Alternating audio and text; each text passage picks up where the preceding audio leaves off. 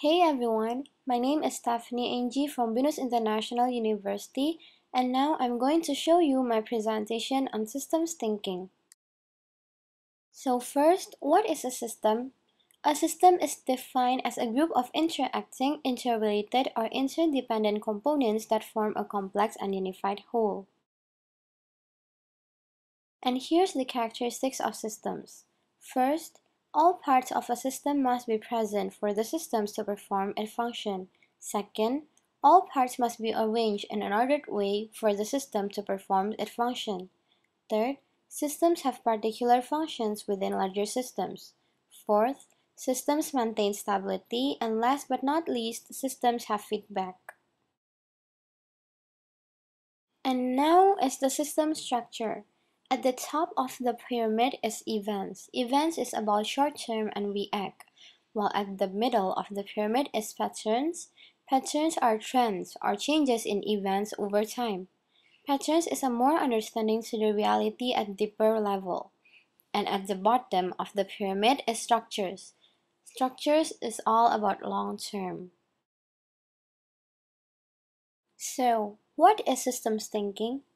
System thinking is the ability for people to see a big picture and the use of various techniques to gain insights as a whole.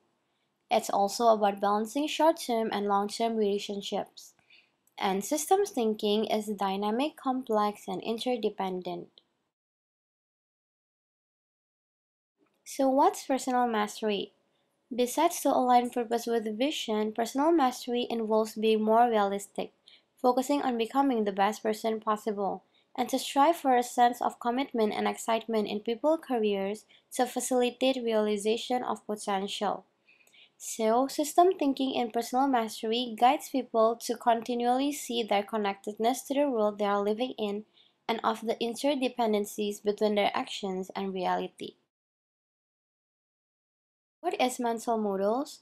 It is an explanation of a person's thought processes of how something works in the real world. Moreover, mental models represents emotions, feelings, perceptions, and other psychological processes. The process of mental models begin with self-reflection and understand how things dramatically influence the way people operate in their own lives. And until there is a realization and a focus and openness, real change can never be implemented. So systems thinking and mental model give assumptions and test if they are systemically flawed. Shared vision. It is the ability of a group to form and hold a common picture of desired future that members seek to create or accomplish. Shared vision also refers to shared goals, values, and common sense of purpose. With shared vision, it is no longer matter what we think, but what thoughts and concepts we share with the team. For example, in a company with shared vision, employees really get energized by what their company is trying to accomplish. They pull together to accomplish something worthwhile. Therefore, ideally, they can see a personal role in bringing the vision to life. This is the shared aspect of a shared vision. So, systems thinking and shared vision clarifies how vision spreads out through collaborative feedback processes. Team. It is a several number of people working or doing something together. Also, several number of people who are committed to a common goals, values, and purpose. Team learning.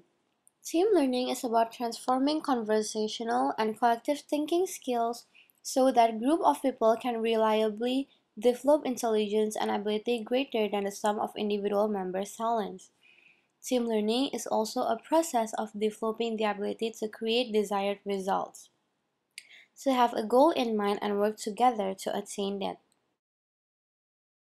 And here's the characteristics of successful teams. First, fundamental beliefs. Work teams are the building blocks of organizations. And second, teams must manage their culture, processes, systems, and relationships to be effective. Characteristics of team learning. First, a clear elevating goal. Second, a results-driven structure. Third, competent team members. Fourth, unified commitment. Fifth, a collaborative climate. 6. A standard of excellence. 7. External support and recognition. And last but not least, principled leadership. So, how does a group become a high-performance team? It should be maintained that groups operate on 4 levels of team learning, which are: first, organizational expectations; second, group task; third, group maintenance; and last but not least, individual needs. Components of team learning. Under dialogue, there is: first, suspend assumptions; second, regard one another as colleagues; and third, require facilitator who holds context of dialogue. And the stages of team learning consist of: first, forming. Forming is when a group is just learning to deal with one another. And second, storming. Storming is a time of stressful negotiation of the terms under which the team will work together. And third is norming. Norming is the time in which roles are accepted, team feelings developed, and information is freely shared. While the last, performing, is when optimal levels are finally realized in productivity, quality, decision-making, allocation of resources, and interpersonal interdependence. There are three-dimensional models to conceptualize each of the 5 learning disciplines. They can be taught in terms of 3 distinct levels, which is practices, principles, and essences.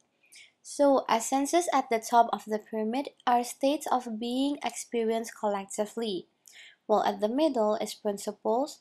Principles must be understood by groups. And at the bottom, practices are activities engaged in by groups. And here's the learning disciplines of system thinking. For the essences, systems thinking includes holism and interconnectedness, while under principles, it includes structure influences behavior, policy resistance, and leverage. And under practices, there is system, archetypes, and simulation. And now the learning disciplines for personal mastery. For essences, it includes being, generativeness, and connectedness. For principle, it includes vision, creative tension versus emotional tension, and subconscious. Last, for practices, it includes clarifying personal vision, holding creative tension, and making choices. The learning disciplines for mental models. Under essences, there is love of truth and openness. Under principle, it includes ladder of inference and balanced inquiry and advocacy. And last, under practices, it includes distinguishing data from abstraction based on data, testing assumptions, and left-hand column. And last, the learning disciplines for shared vision. Under essences, there is commonality of purpose and partnership. Under principles, there is shared vision as hologram and commitment versus compliance. And under practices, visioning process and acknowledging current reality. A discipline cannot be mastered all at once. For all learning disciplines, there is a 3-stage continuum for developing new capacities, which are: Stage 1, new cognitive capacities, which means a new way of thinking and a new language for describing and understanding the forces and interrelationships that shape the behavior of systems, enable people to see how to change the system more effectively. And Stage 2, new action rules, means people start to use the new language and have new assumptions which produce new actions and subsequently new action rules. And last, the stage 3, values and operating assumptions, which means people can string together rules that reflect new action values and operating assumptions. So far we have learned about systems thinking, personal mastery, mental models, shared vision, and team learning. And now we have reached the end of my presentation. Thank you for your kind attention.